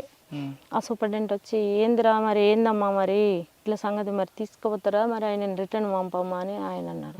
మాకు తెలియదు సార్, ఆయన ఎవరో మేము తీసుకోము, వాళ్ళు మా మనుషులు అనేది అయితే మాకు నమ్మకం లేదు, మా పార్టీ అయితే రాదు ఇప్పుడున్న పరిస్థితి అని ఆయన చెప్పి రిటర్న్ పంపించాం. తీసుకోలేదు ఇక సామాను. ఆ జగన్ అంటాడు ఎవరో మాకు తెలియదు. నవీన్ మనిషి అనేది అంటే మాకు తర్వాతకి తెలిసింది ఎవరు అంటే, పార్టీ తరఫున వేరే మాకు లెటర్స్ రావడం వల్ల మనోళ్ళు ఎవరన్నా వచ్చిరా అని చెప్పి వాళ్ళు లెటర్ రాస్తే గిట్ల సంగతి, గిట్ల ఒక ఆయన వచ్చి గిట్ల మాకు సామాన్ తీసుకోమని ఇట్లా అది చేసిండు, ఇట్లా పొద్దుగాల నుండి సాయంత్రం దాకా ఇట్లా వెయిట్ చేయబెట్టినాము, మేము తీసుకోలేదు, రిటర్న్ పంపించినాము అని చెప్పినాం. వాళ్ళు మన వాళ్ళు కాదు, నవీన్ గారు పంపించినట్టుంది, మీరు అట్లాంటివి ఏమన్నా వస్తే తీసుకోకండి అని చెప్పి ఇక వాళ్ళు లెటర్ రాశారు సాంబశివుడు ఉన్నప్పుడు. అదన్నట్టు పరిస్థితి. జైల్లో ఎంతకాలం ఉన్నాము? నల్గొండలో ఒక సంవత్సరం ఉన్న తర్వాతకి ఇక్కడ వచ్చి చెంచల్గూడలో ఉన్నా. మహిళా జైలు. మహిళా జైల్లో అక్కడ ఉండేది. అక్కడ వాళ్ళు రాజిరెడ్డి భార్య నేను ఇద్దరం ఉండేది. రాజిరెడ్డి భార్య ఇంకొక ఆమె స్నేహ అని ఉండే ఒక ఆమె ఉండే. ఆమె స్నేహ అంటే రాజిరెడ్డి కూతురు కదా? ఆ స్నేహ కాదు, అల్వాల్లో ఉండే ఆమె అమర్రాలు అయింది ఇప్పుడు. అమర్రాలు అయింది ఆమె. నేను పోయినాక ఒక 2 నెలలకు ఆమె వెళ్ళిపోయింది. తర్వాతకి నేను ఒకదాన్ని ఉన్న ఒక వారం 10 రోజులు ఉన్న క్రమంలో రాజిరెడ్డి వాళ్ళ వైఫ్ వచ్చింది, సుగుణ అని ఉండే. ఆమె నేను ఉన్నాము ఇక చాలా కాలమే ఉన్నాం, ఒక సంవత్సరం ఉన్నాము చెంచలగూడ జిల్లా. తర్వాతకి మెల్లమెల్లగా కేసులు కొట్టేసిరు. కొట్టేసినాక నేను ఇంటికి వచ్చినాక బెయిల్ ఏం లేదు, బెయిల్ తీసుకోవాలి. నా కేసులన్నీ కొట్టేసినాకనే బయటకు వచ్చిన నేను. వచ్చినాక ఇంటికి వచ్చినాక ఇక వీళ్ళంతా ఏంటంటే ఇక నా మీద బాగా మళ్ళీ వస్తున్నారు, నక్సలైట్లు వస్తున్నారు, మళ్ళీ కలుస్తున్నారు, మళ్ళీ ఏదో చేస్తున్నారు అని ఇక పోలీసు వాళ్ళు నాకు కాపలగాయడం, ఇన్ఫార్మర్లు వాళ్ళంతా వాళ్ళకి సమాచారం ఇవ్వడం. ఇక నాకు చాలా ఇబ్బంది అనిపించింది. అట్లే వీళ్ళు ఇంత టార్చర్ పెడుతున్నారు అని చెప్పి కొన్నాళ్ళు వ్యవసాయం చేసిన నేను. మేమే నాగలు కట్టి నేనే దున్నేది. తర్వాతకి వీళ్ళు అయినా కూడా వాళ్ళు వదులుకోలేదు. తర్వాతకి నేను గునిగల్లో డ్యూటీకి వేసేది. ఆడికి కూడా వచ్చిర్రు వాళ్ళు పోలీసు వాళ్ళు. ఆడికి కూడా వస్తే అంత బాగాలేదు అని చెప్పి ఇక నేను వేరే నాకు కాంటాక్ట్ ఉంటే అక్కడ లెటర్ రాస్తే నువ్వు ఊర్లో ఉండకు ఇక వాడంతా ఇక నీ మీద అది పడ్డది, సరే వచ్చాయని చెప్పి ఇక లెటర్ వెళ్ళిపోయాను. ఇక నేను అంటే ఇక వేరే ప్రాంతంలో ఉన్న దళము అని ఏం లేను, వేరే ప్రాంతంలో రహస్యంగానే ఉన్న కొన్నాళ్ళు. తర్వాతకి తిరుమలగిరి వెళ్ళా. తిరుమలగిరి ఇది సూర్యాపేట అక్కడ ఉంటుంది చూడు, అరవపల్లి, అక్కడ ఏరియాలో దళం పెట్టాలని పార్టీ నిర్ణయం. కానీ నాకు పార్టీ నుండి లెటర్స్ వచ్చేది, కానీ మధ్యలో నాకు ఏం చేసిరంటే ఆ పార్టీ ఏం చేసిందంటే ఒక ఆర్ఎంపీ ఇంట్లో ఉంచిరు వాళ్ళు నన్ను. అంటే 1+2గా తిరగాలని చెప్పి లెటర్ వచ్చింది. లెటర్ వచ్చినప్పుడు ఇక పార్టీ చెప్పిన పని నేను అమలు చేయాలి కాబట్టి నేను అక్కడికి వెళ్ళాను. అక్కడికి వెళ్ళాక అక్కడ జరిగిన స్టోరీ ఏంటంటే ఒక 6 months నాకు అక్కడ ఏరియాలో పరిచయాలు కావాలంటే కొంచెం నేను అక్కడ ఉండాలి. అక్కడక్కడ తిరిగేదాన్ని, అక్కడక్కడ జనాలను పరిచయం చేసుకుని అక్కడ ఎవరైతే మనకు అనుకూలమైన వ్యక్తులు ఉన్నారో వాళ్ళని తీసుకుపోయి అక్కడ పరిచయం చేసుకున్న క్రమంలో ఇక వాడు నా లెటర్స్ అన్నీ ఎప్పుడో ఇప్పేది, చదివేది, మళ్ళీ వాడే రాసిచ్చేది. ఎవరు? ఒక ఇన్ఫార్మర్, ఈ ఆర్ఎంపీ డాక్టర్ అంటాడు. నాకేం తెలుస్తలేదు, ఇదంతా ఏదో రాంగ్ ఉన్నది అని చెప్పి నేనేం చేసిన అంటే వాడికి తెలిసే ప్లేసులనే నేను రూమ్ తీసుకొని ఉన్నా సపరేట్గా. పార్టీ నాకు లెటర్ రాసింది, దానివల్లనే నేను రూమ్ తీసుకున్నా. నువ్వు వర్క్ కొన్నాళ్ళు ఇది ఆపి ఇంకా వేరే వర్క్ చేయి అని చెప్పి నాకు పార్టీ లెటర్ రాసింది. దానివల్ల ఏం చేసిందంటే నేను ఒక హాస్పిటల్లో నర్సు ట్రైనింగ్ చేసిన. అక్కడ మురళీధర్ సార్ అని ఉంటాడు, అక్కడ నేను నర్స్ ట్రైనింగ్ చేసిన. నేను వండుకునేది తినేది ఎర్లీ మార్నింగ్ 7 అట్లా వెళ్ళిపోయేది, మళ్ళీ నైట్ 7:30 అట్లా వచ్చేది. అక్కడ వచ్చినప్పుడు ఏం చేసేదంటే నేనున్న ప్లేస్ ఎవరికి తెలియదు. ఇంకా మీరు తిరుమలగిరిలో ఉన్నప్పుడు ఒక ఆర్ఎంపీ డాక్టర్ దగ్గర ఉన్నారు. ఆర్ఎంపీ డాక్టర్ మీకు తెలియకుండానే అంటే మీరు రాసిన ఉత్తరాలు ఆయనే ఆన్సర్ ఇస్తూ మీకు పక్కదో పట్టించాడు. మరి ఆ విషయం ఎప్పుడు కనిపెట్టారు మీరు? అంటే నాకు ఫీవర్ వచ్చింది. ఫీవర్ వస్తే నేను వేరే అన్నకు చెప్పినుంటే ఇట్లా ఫీవర్ వచ్చింది, పరిస్థితికి ఇది, నాకు లెటర్లు ఒకటి రాస్తే ఒకటి ఆన్సర్ వస్తుంది, నాకేం అర్థమవుతలేదన్నా అని ఆ అన్నతో చెప్పినట్టు. అన్న ఏం చేసిండు, సరే ఫీవర్ వచ్చింది కదా నేను చూపిస్తారా అని చెప్పి ఆయన తీసుకెళ్ళండి. నన్ను తీసుకెళ్ళి మేమిద్దరం కలిసి వస్తున్నాం. అంతకుముందే ఇద్దరిని పట్టించిండంట, ఆ విషయం మాకు తెలియదు. అలాంటప్పుడు ఏంటంటే అన్న నేనిద్దరం బండి మీద పొద్దుగాల రెడీ అయ్యిండు, నేను వచ్చి తోలుకొని పోతా అని చెప్పి అన్న అన్నాడు. నేను అన్నీ చదువుకొని బయటకు వచ్చిన. అప్పుడు ఆర్ఎంపీ డాక్టర్ మా దగ్గరకు వచ్చింది.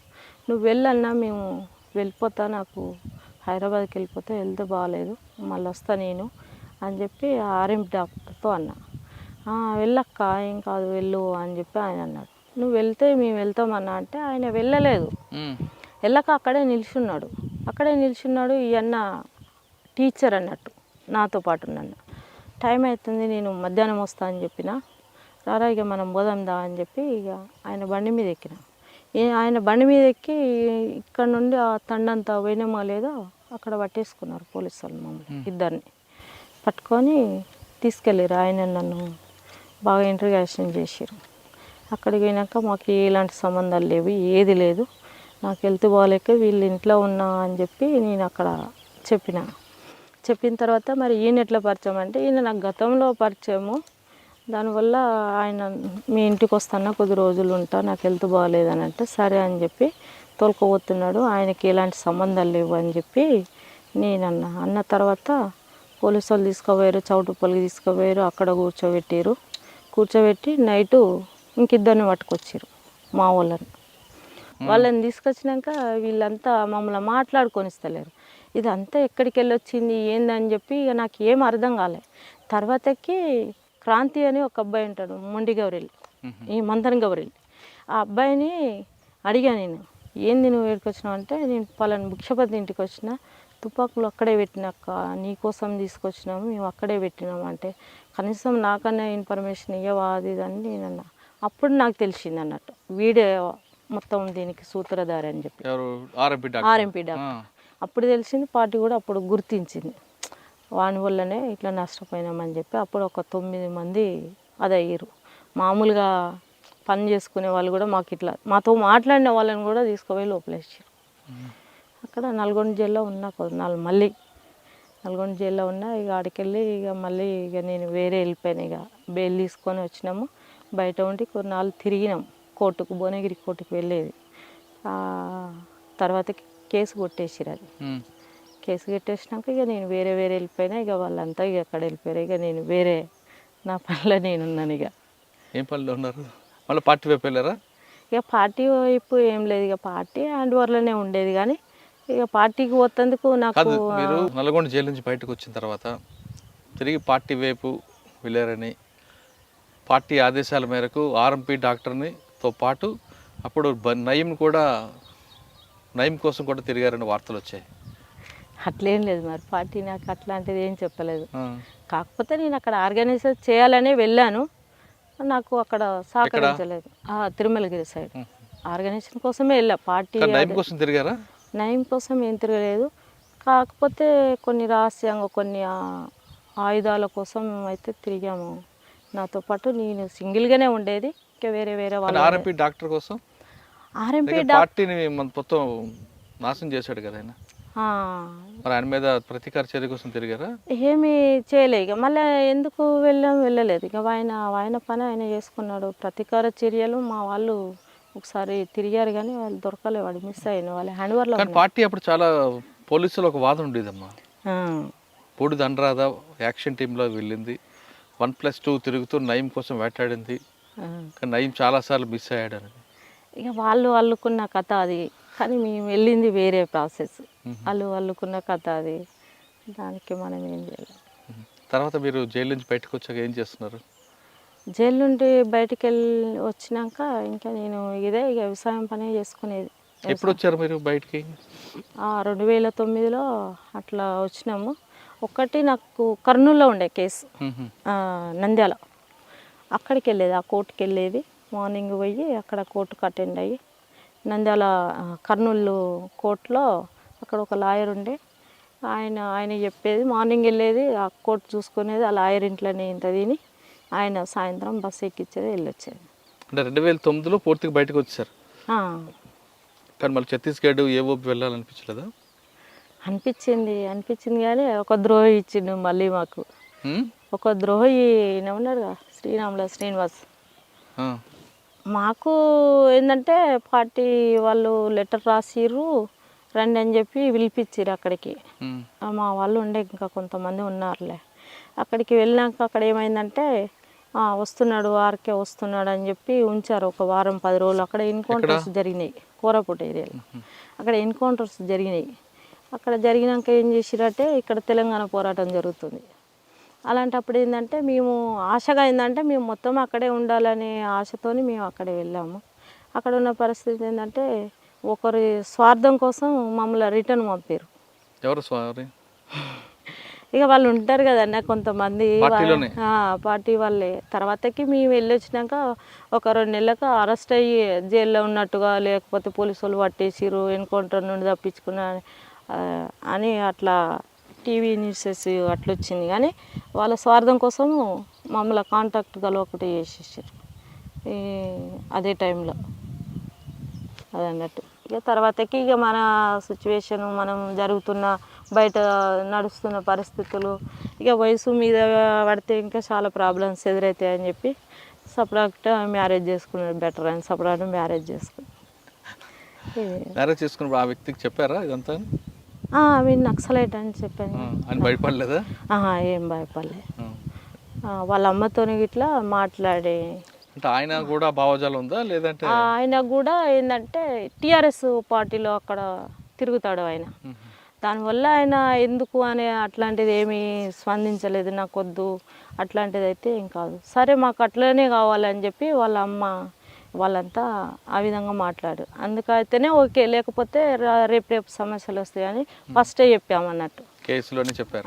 కేసులు ఉన్నాయి, నేను జైలుకి వెళ్ళాను, మా నాన్న వల్ల నేను ఇట్లా వెళ్ళాను, ఇట్లా చేసినాము. ఏమన్నారు ఆయన? ఏమనలే, సరే మంచిదే కదా అట్లా ఉంటాయి అన్నారు అంతే. అత్తమ్మ ఎలా చూసుకుంటారు మరి?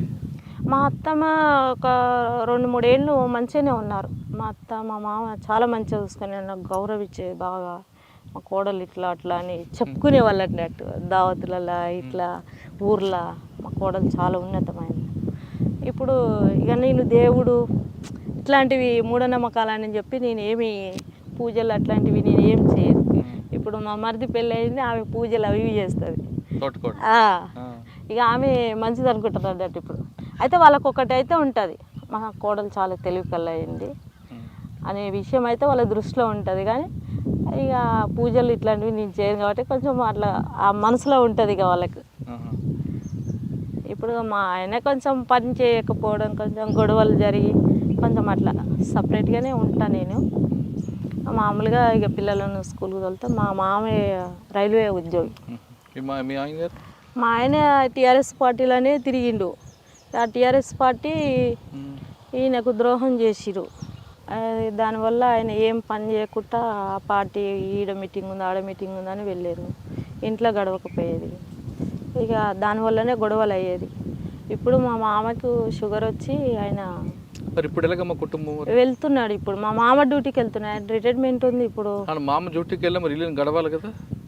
ఒక 15,000 ఇస్తాడు మా మామ. ఆయనకు 80 దాకా వస్తాయి, ఒక 15,000 ఇస్తాడు. దానికి పూట గడుస్తుంది ఇప్పుడు ఎట్లా కొంత. పిల్లలు పెద్ద ఆమె LKG, బాబు చిన్నోడు నర్సరీ. కానీ ఈ సమస్యలు చూస్తున్నప్పుడు అనిపిస్తుంటుందా అదే బాగుంటుందని? అది ఎప్పటికైనా నేను అదైతే మర్చిపోలేను, ఎందుకంటే ఈ జీవితాల కంటే అది గొప్పది కదా. ఇప్పుడు అక్కడే ఎలాంటి సమస్యలు ఉండవు, ఎలాంటి ఇబ్బందులు ఉండవు. కాకపోతే కొంచెం ఎండాకాలం వచ్చినప్పుడు ఎన్కౌంటర్ జరిగినప్పుడు 1-2 రోజు సమస్య ఉంటుంది, తిండి తిప్పలకు కొంచెం అట్లాంటిదే. కానీ ఇంకా వేరే ప్రాబ్లమ్స్ అయితే ఏది ఉండదు. ఇది సంపాదించాలి, అయ్యో పూటకు లేదు ఎట్లా అని టెన్షన్ పడేది అయితే అట్లాంటిది ఏం లేదు. కాదు, మీరు నక్సలైట్ అని తెలిసి కూడా మీ ఆయన మిమ్మల్ని ఇబ్బంది పెడుతున్నారా? ఇబ్బంది అంటే నన్ను ఆయన పనికి పోకపోవడం సమస్య అదన్నట్టు పరిస్థితి. పనికి పోతలేడు. ఏదో చిన్నగా నేను ఒక 11-11:30కి అట్లా పోయి వేరే మార్కెటింగ్ ఉంటుంది అన్నట్టు, దాంట్లో పోతే ఒక 250 ఏమి ఇస్తారు. దానికి మళ్ళీ నేను మధ్యాహ్నం వరకు 1 గంటల వరకు వచ్చి మళ్ళీ పిల్లలను తోలుకొచ్చుకుంటా. టైలరింగ్ వచ్చి ఇంత కొంత టైలరింగ్ చేస్తాను. సాధారణంగా బయటకు వచ్చిన అన్నలు నక్సల్స్ అయితే పార్టీకి అనుకూలంగా ఉంటారు కొంతమంది, లేదనుకుంటే సెటిల్మెంట్ చేసుకుని ఉంటుంటారు. సెటిల్మెంట్లు ఆ స్థల పంచాయతీ ఈ పంచాయతీలు.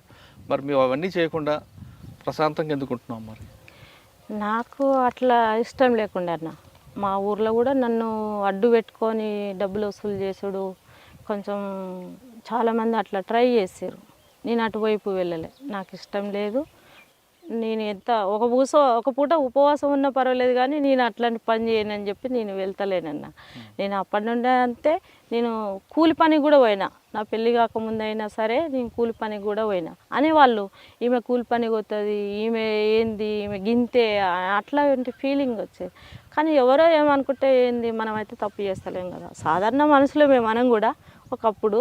కాకపోతే మనం అక్కడ పోయి వచ్చినాం, కొంచెం రాజకీయాలు తెలుసు, మనం ఒకళ్ళు ద్రోహం అయితే చేస్తలేము కదా. సాధారణంగా పార్టీలు ఉన్నప్పుడు ఒక క్రమశిక్షణ, ఒక నీతి, నిజాయితీ, ఇవన్నీ పార్టీని నేర్చుకొస్తారు. అది ఎక్కడికి పోదు. అది బయటకు వచ్చిన తర్వాత ఇప్పుడు ఉన్న ప్రపంచంలో కుట్రలు ఈ కుతంత్రాలు చూసినప్పుడు ఏమనిపిస్తుంటుంది మీకు? ఇక వాళ్ళ స్వార్థం కోసం వాళ్ళు చేసుకుంటున్నారు అనుకుంటా నేనైతే. వాళ్ళ స్వార్థాలు కరెక్ట్, వాళ్ళ వాళ్ళకు స్వార్థం కోసం చేసుకుంటున్నారు అనుకుంటున్నారు, కానీ మీకు కూడా ఒక స్వార్థం రావాలి. ఎందుకంటే మీకు 2 పిల్లలు ఉన్నారు, అవునా? 2 పిల్లల కోసమైనా మీరు ఇప్పుడు సంపాదించాలి, వాళ్ళ కోసం వాళ్ళ బాగోగుల కోసం చూసే బాధ్యత మీది. ఇందులో మీకు ఒక స్వార్థం ఉంది కాబట్టి ఆ క్రమశిక్షణ కట్టుబాటు మర్చిపోయి స్వార్థపరురాలుగా వెళ్తారా, లేదు ఆ క్రమశిక్షణ నీతి నిజాయితీ నిలబడతారా? నేనైతే ఇప్పటివరకు నిజాయితీగానే ఉన్నాను. నా పిల్లలకు కానీ ఎవరికేమి నేను అట్లా సంపాదించుకోవాలంటే ఈరోజు కోట్లకు ఉండేదాన్ని, కానీ నాకు అట్లాంటి ఉద్దేశం లేదు. ఈరోజు 200 కూలి పని చేస్తున్నా అంటే ఒకసారి మీరు ఆలోచించండి. అట్లా పోయొచ్చి కూడా ఓ రోజు కూలి పని చేసుకొని బతకవలసిన పరిస్థితి. సాధారణ మనిషిగా నేను వెళ్ళి కూలి పని చేసుకో. కానీ బూడిద అనురాధ రాజకీయాలకు వెళ్తుంటారంటారు. నేనైతే పొలిటికల్గా బాగానే అక్కడ ఇక్కడ వెళ్తుంటాను, కొంచెం నన్ను పిలుస్తుంటారు, వెళ్తుంటాను, మాట్లాడుతుంటాను. ఏదైనా సమస్య ఉంటే కూడా నాకు చెప్తుంటారు. సాధారణంగా ఈ పెళ్ళి సంబంధాలు చూడమని కూడా చాలామంది ఫోన్ చేస్తుంటుంటారు. అట్లా కూడా చెప్తాను. నాకు మర్యాద అనేది అయితే ఉంటుంది. అక్కడ కూడా కొంచెం ఏదైనా న్యాయంగా వెళ్తారు, న్యాయంగా, అన్యాయంగా పోరు. అన్యాయంగా పోను. ఎవరి సొమ్ము తినాలనో ఎవరికి అన్యాయం చేయాలని అయితే నాకు అట్లాంటి ఉద్దేశం ఉండదు. ఎవరైనా చేస్తుంటే కూడా నాకు నచ్చదు. కొందరు ఏం చేస్తుంటారంటే నేను పెద్ద కదా, ఆమెను వాడుకోవచ్చు, ఆమె ఎంతైనా చేస్తుంది అని చెప్పి వాడుకుంటుంటారు. నాకు అట్లాంటి ఇష్టం ఉండదు. నా పని నేను చేసుకోవాలి, నా పిల్లలకు కూడా నా పని నేనే చేసుకోవాలి అనే ఒక ఆలోచన ఉంటుంది. ఇంకోరికి ఏపియాలనే బానిసగా నేను అయితే మలుచుకోలేను, నాకు నచ్చదు. సార్ ఫైనల్గా చెప్పమ్మా, ఇప్పుడున్న మహిళలు అంటే యువతులు కానీ వీళ్ళందరూ కూడా తొందరగా ఎదగాలి, విలాసవంత జీవితానికి దానికి అలవాటు పడుతున్నారు. ఒక క్రమశిక్షణ కానీ ఒక నీతి నిజాయితీకి చాలా తక్కువ మంది ఉన్నారు. మిగతా వాళ్ళందరూ కూడా ఒక అడ్డదారిలో సంపాదించాలి, అర్ధరాత్రి కోటీశ్వరు అయిపోవాలి, విలాసవంత జీవితం కావాలి అనుకునే వాళ్ళకి మీరు ఇచ్చే మెసేజ్ ఏంటి? ఇప్పుడున్న అంటే ఈ సమాజము ఆ విధంగా పోషిస్తుంది కాబట్టి యూత్ ఏంది పెద్దవాళ్ళు కూడా అటువైపు వెళ్తున్నారు. కానీ ఆ విధంగా ఉండేది ఎన్నాళ్ళు తాత్కాలికం వరకే. అది ఎంతవరకు ఉన్నా కానీ మనం కష్టపడి సంపాదించింది అయితేనేమో మనం ఇంత కష్టపడితే ఈ వస్తువు సంపాదించుకున్నాం నిలబెట్టుకున్నాం అనే ఒక ఆలోచన ఉంటుంది. వృధాగా వచ్చింది అయితేనేమో గంతే కదా అని క్యాజువల్గా తీసేస్తారు దాన్ని ఈజీగా. దాంతోనేం పని, అవసరానికి వాడుకొని వదిలేస్తారు. కానీ ఈ నీతి నిజాయితీ అనేది అది ఒక గొప్పతనం. ఏంటంటే నీతి నిజాయితీగా ఉండడమే గొప్పతనం. నీకు పూటకు గతి లేకపోయినా పర్వాలేదు, ఒక నీతిగా ఉండడమే గొప్పతనం. ఇంకొక మాకు ప్రశ్న చెప్పండి. ఇప్పుడు మీరు లోపలికి వెళ్ళారు, 2 సార్లు అరెస్ట్ అయ్యారు, బయటకు వచ్చారు, మీకు ఎన్నో ఆఫర్లు వచ్చినా ఎక్కడ తలగకుండా నిజాయితీగా నిలబడ్డారు. ఇంకా మీకు కష్టాలు ఉన్నాయి, మీరు కష్టాలు పడ్డారు. కష్టాలు పడినా ఆ కష్టంలో ఎక్కడ భయపడకుండా మనోధైర్యం కోల్పోకుండా మీ కాళ్ళ మీద మీరు నిలబడ్డారు. కానీ కొంతమంది మహిళలు చిన్న చిన్న కష్టాలకే బాధలు పడడం, ఆత్మహత్యలు చేసుకుంటున్నారు. అటువంటి మహిళలకు మీరు ఇచ్చే మెసేజ్ ఏంటి? అట్లంటే మనం ఈ తొవ్వెమ్మడి వస్తున్నప్పుడు ఎన్నో సమస్యలు ఎదురవుతుంటాయి. ఓ ముళ్ళు దాకొచ్చు, ఒక తట్టు దాకి కింద పడవచ్చు, ఇంకా ఏదో రకంగా ఉండొచ్చు. అన్నిటినీ ఎదిరించినప్పుడే మనం ఒక మహిళగా నిలబడగలుగుతాము, ఒక నిజాయితీగా ఉండగలుగుతాం, ఒక ధైర్యంగా ఉండగలుగుతాం. కానీ వీడికే మన ఏమంటారు, మన జీవితం అయిపోయింది అనుకుంటే అది కాలేదు కదా. మనకున్నది కొంతవరకే జీవితం. కాబట్టి మనం పెద్దగా ఆలోచిస్తే పెద్దగా ఉంటాం. గింతే కదా మనం వీడికెళ్ళే ముగించుకోవాలనుకుంటే గంతే ఉంటుంది. కానీ ఏనాడైనా కానీ మహిళ కానీ ఒక పురుషుడు కానీ ఏదో బానిసత్వానికో ఏదో అలవాటు పడి అనవసరమైన విషయాలకు అట్లా ఆత్మహత్యలు చేసుకొని అనవసరంగా ఏదో సూసైడ్ చేసుకొని ఏదో రకంగా ఆగం చేసుకునే జీవితానికంటే ఎంత సమస్యలు వచ్చినా ఏదైనా కానీ మనుషులకే వస్తాయి సమస్యలు. ప్రతి మనిషికి ఉంటాయి సమస్యలు, కాకపోతే ఎక్కువ తక్కువ అంతే. కాబట్టి వాటిని ఎదిరించినప్పుడే ఒక మనిషిగా మనం ఒక నేమ్ సంపాదించుకోగలుగుతాం. ఇదే సమాచారాన్ని మీరు అడవులు ఉన్నప్పుడు గ్రామాల్లో చెప్పేవారా? చెప్పేది. ఎక్కడైనా కానీ మహిళలను కలిసినప్పుడు వాళ్ళకు ఉన్నటువంటి సమస్యలు, వాళ్ళ భర్తలు తాగి వచ్చి కొడుతున్నప్పుడు, లేదా పాలల్లో సమస్యలు, నేను చనిపోవాలని చెప్పి వాళ్ళకి టాక్ వస్తుంది, వాళ్ళు మాట్లాడుతుంటారు. నార్మల్గా ఇప్పుడు కూడా బాయ్స్ కూడా అక్క నేను బతకలేనక్క, మన ఒక అబ్బాయి ఫోన్ చేస్తాడు, అక్క నేను బతకలేనక్క, వాళ్ళ భార్య ఏదో గొడవ పెట్టుకొని వెళ్ళిపోయిందంట. అక్క నేను బతకలేను అక్క, నేను చచ్చిపోతున్నా, ఇదే లాస్ట్ అని రాత్రి 12 గంటలకు కాల్ చేస్తాడు. అదే ఇక ఎంత చెప్పినా ఒక 2 గంటల దాకా చెప్పిన. మా హస్బెండ్ ఏమో నాతో లొల్లి పెట్టుకుంటాడు. గీ రాత్రి ఏంది, వాడు ఏదున్నా కానీ పొద్దుగాల మాట్లాడాలి, సరే వాడికి ఉండు సమస్యలు అని. అరే ఉంటారు కొందరు సమాజంలో కొంతమంది ఉంటారు, అందరినీ మనం ఒక తిరిగి మనలాగా అనుకోలేం కదా అని చెప్పి ఆ అబ్బాయికి మాట్లాడితే సరే అక్క సరే అని ఇప్పుడు ఉన్నాడు ఆ అబ్బాయి. అంటే కొందరు ఉంటారు వాళ్ళు, అంటే వాళ్ళ పుట్టిన విధానం, వాళ్ళు ఉండే విధానము, వాళ్ళు పెరిగిన విధానాన్ని బట్టి, వాళ్ళకు ఉన్నటువంటి సమస్యలు బట్టి కొందరు ఆ విధంగా వాటి వైపు పోతుంటారు. అక్క మీరు చాలాసార్లు పార్టీ కోసం ట్రై చేశారు కానీ కాంటాక్ట్ అవ్వలేదు. ఇప్పుడైతే మన తెలుగు రాష్ట్రాల్లో పార్టీ ప్రభావం ఎక్కడ లేదు, పక్క రాష్ట్రాల్లో కూడా ఉన్నాయి. పార్టీ అవసరం ఉంది అని మీకు పిలిస్తే వెళ్తారా? ఇక పిలిస్తే వెళ్తారా అనుకుంటే మన పరిస్థితులను వాళ్ళకు తెలియపరుస్తాం. మన పరిస్థితులను తెలియపరిచినప్పుడు వాళ్ళు మాట్లాడినప్పుడు తర్వాత ఆలోచిద్దాం. వాళ్ళు మేము కమాండ్ అయినప్పుడు మా సమస్యను వాళ్ళకు తెలియజేసినప్పుడు వాళ్ళు ఆ పరిస్థితులను బట్టి ఏ విధంగా మారుస్తారో అప్పుడు ఆలోచిద్దాం.